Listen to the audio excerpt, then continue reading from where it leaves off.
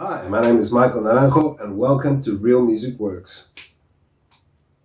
Today I'm going to speak to you about One Day Remains, Sins, Convictions and Confessions. The album that got signed, I call it the great corporate takeover, is when this happened. We flew up to Johannesburg, we did the 14 tracks, it was just not acceptable. After a period of time, it ended up having like 2 or 3 songs from the original demo recording that we were signed with, that we had to end up pulling songs out of my library that had more commercial appeal.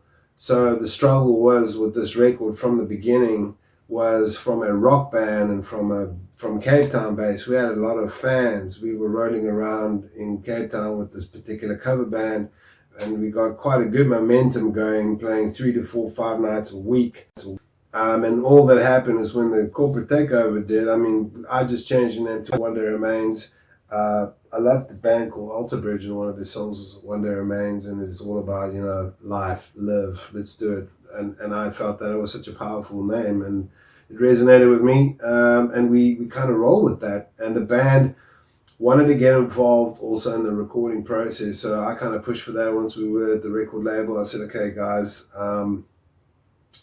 the record label wanted to release the actual demo, Break the Silence, and that's where I think all of us kind of felt, no, we've come this far, we've already rehearsed these songs, we've already played it live, people are already getting turned on to us down in Cape Town and the rest of the country, bookings are coming in, let's all get on the record. So we did, and so what the bottom line is, when we started recording this album, we started to find that our bass player was struggling to keep up with the kick drum.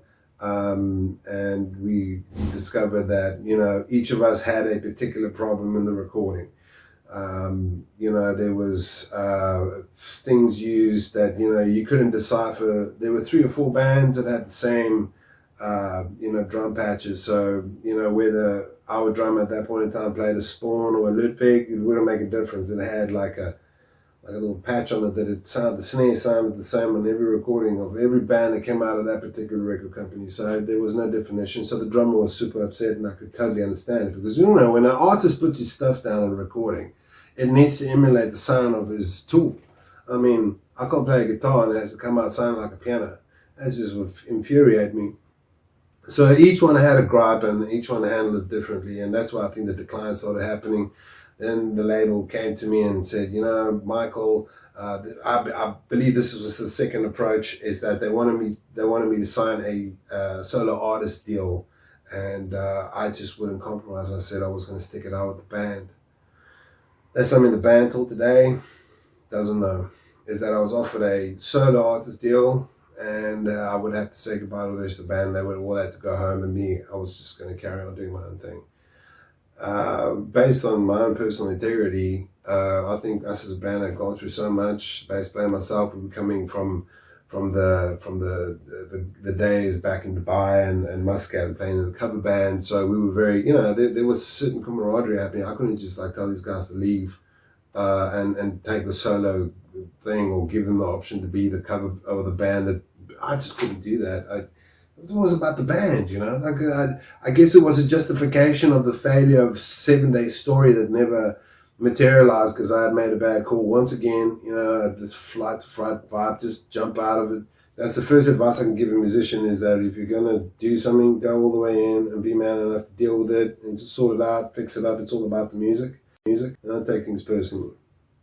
The only thing you got to take personally is your music. That's it. Sometimes that can be quite conflicting. Especially if it becomes somebody else's property, because it is your song and somebody else tells you you cannot do this, or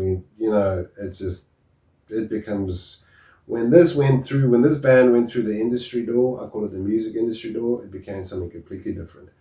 It was the first time I realized that music actually was property, and it was dealt like property.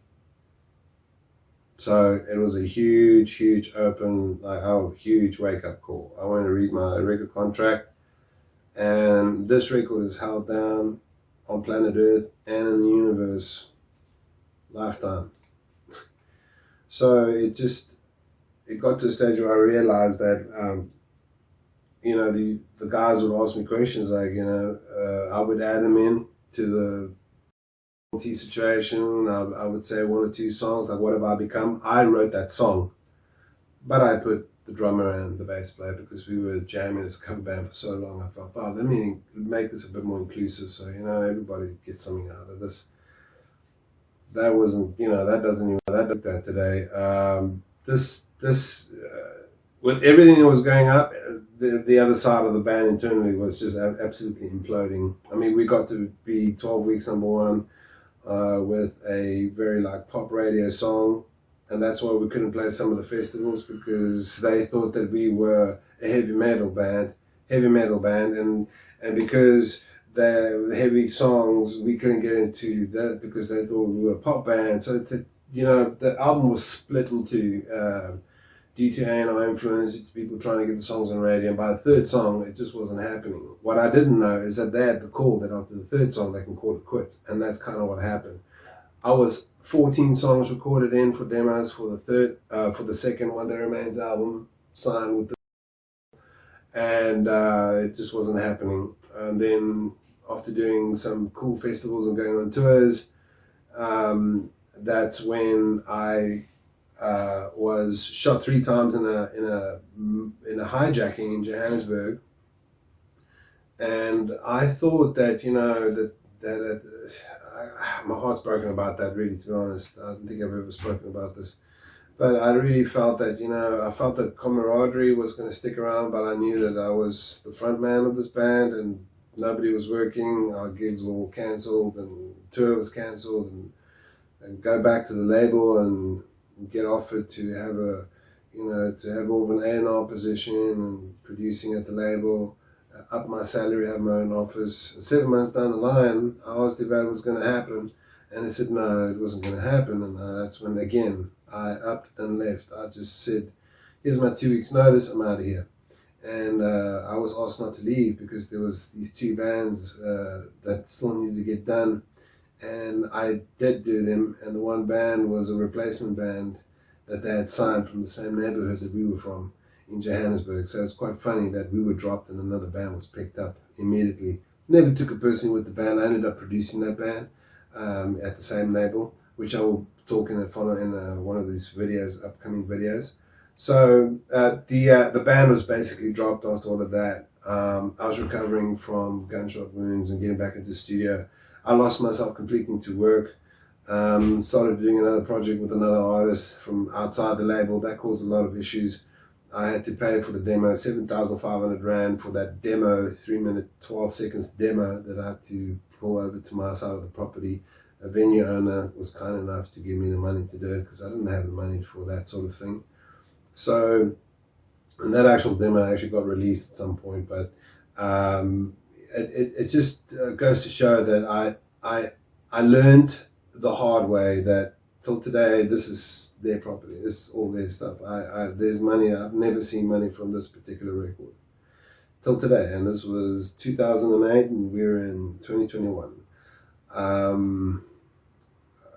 It's just, Never Say Die was picked. This particular tune, Never Say Die, was picked for a Tri-Nations rugby thing, and there was a publishing agreement, licensing agreement that went down. We've got the numbers, we've got the amount of times it's been flighted on this particular sport, and it's a worldwide event, really. It's the Tri-Nations, at that time, Tri-Nations rugby, So all of that, I still today haven't seen a cent of it. And the licensing deal lasted 7 weeks, and it was approximately 250,000 Rand average of what went down there, and I still haven't seen a cent of it. But we were held onto that because my royalties were held back because we owed 20,000 Rand for a van that my drummer got, basically for the band for us to go touring to promote their product. I mean, to be honest, we were really given a raw deal.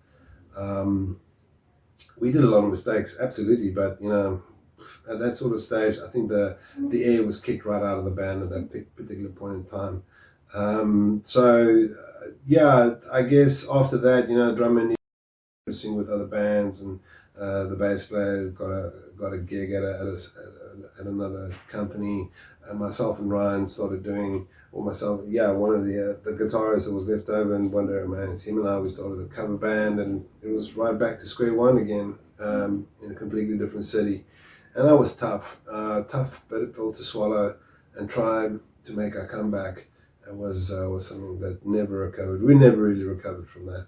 So One Day Remains, it started all excited. We were all excited, I guess, in the beginning, and towards the end, it just became a very big sour bag of wanting nothing to do with it. And every time I was trying to do something for One Day Remains, it just kept blowing up in my face. Not given the opportunity to follow through properly is quite distressful, but there's been many other opportunities and I'm grateful. So I hope you've learned some of the mistakes that I made on this one. This is NARANJO, and for Real Music Works, don't forget to subscribe and follow us on social media and check it out.